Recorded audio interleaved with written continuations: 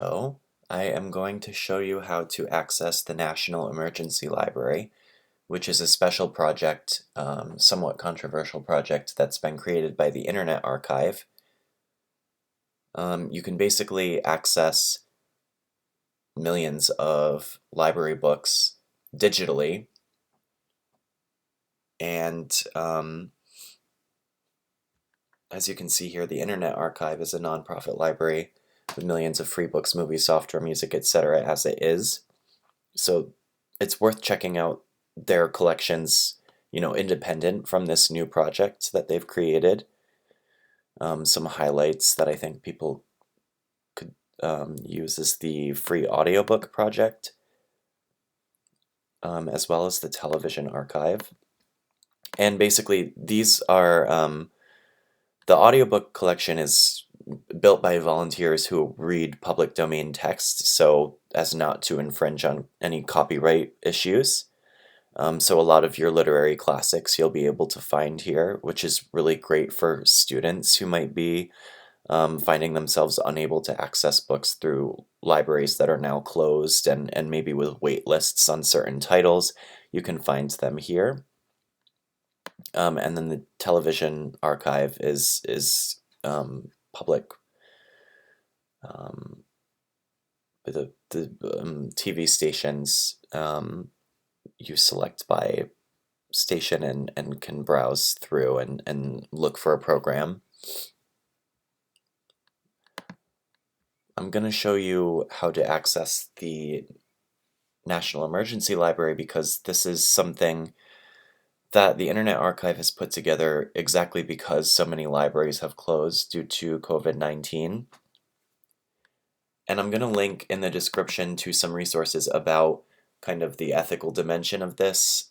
Um, you know, there are a number of publishers and authors who have claimed that this is in violation of copyright law, and there's a number of objections on that front.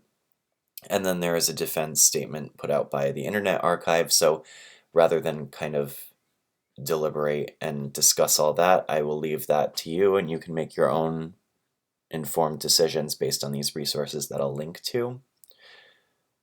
However, I'm going to go to the actual emergency library now. And you will have to create an account. I'll log out for right now so you can see. It's as simple as just clicking the sign up for free. You're going to use a valid email address, a screen name, and a password, and then you'll simply log into your email to validate and activate the account.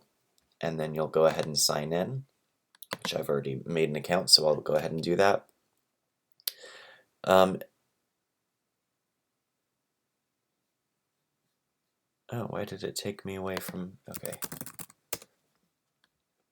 So I'm going to go back to the emergency library here. And the thing to note is there's a huge amount of items in this library, so the more specific you can be about something that you're looking for, the better. And, this is a practice for, in general, anytime you're looking for something on the internet. You get more specific results by looking for a phrase in quotation marks. So rather than typing in "The Stand," which comes up with nearly 3,000 results, although the one I'm looking for is in fact right there, if you do it in quotations, you get 63, and it's just easier to parse through. So just be aware of that when you're trying to find something. You can search by metadata, which is just, it's kind of the stuff on the librarian side of things that we enter in across all these different fields. So you have title, author, subject, date, and then you can also look up by text contains. I think in general, if you stick to metadata, you'll be fine. You'll notice on the side here there's a number of different filters you can apply and look through. And that's just going to be helpful if you're doing more of like a general search. As far as actually selecting a title, if you go to borrow here, you have two options. You can either, well, you have to select borrow, but you can either read it in your browser. They give you these various options of how to view the item. So I'm going to say borrow the book. You also have the option of downloading an encrypted PDF Epub file. And what this means is it's similar to, you're probably familiar with PDF files that you read with Adobe Reader. It requires a different Adobe program. It is free to download. But what will happen is you'll download the PDF and you can read it without internet access. However, it will basically disappear once the loan period has run out. So if I were to do the two-page view, it's going to look like this. You can see it is pretty much just a scanned copy of the book. It looks just like a library book. You can go to full screen. You can go to one-page view. You can zoom in. You can zoom out. So it really helps you access the text and make it a little bit easier to read.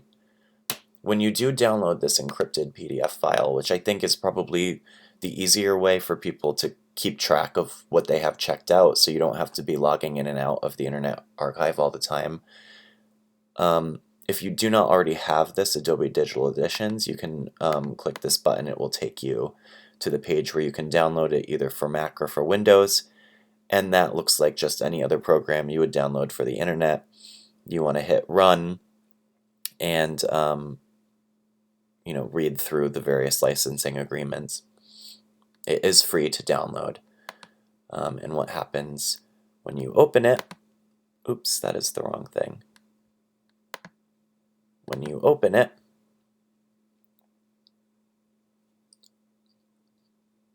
you'll have to create an Adobe ID. I wonder if it lets me do that without an ID.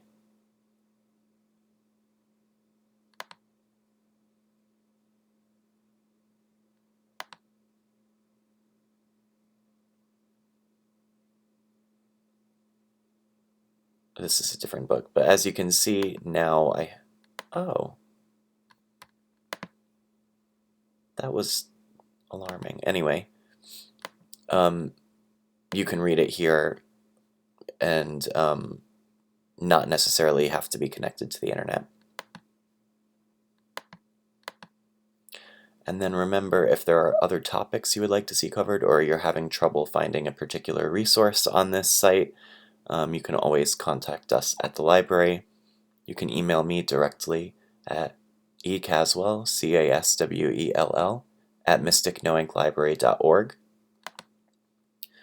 And again, I'm going to link to some of the resources about the controversy of this repository of resources, just so you're a little bit more aware of the conversation happening around that. At any rate, I hope this was helpful and gives you some more reading material to help you get through these next several weeks.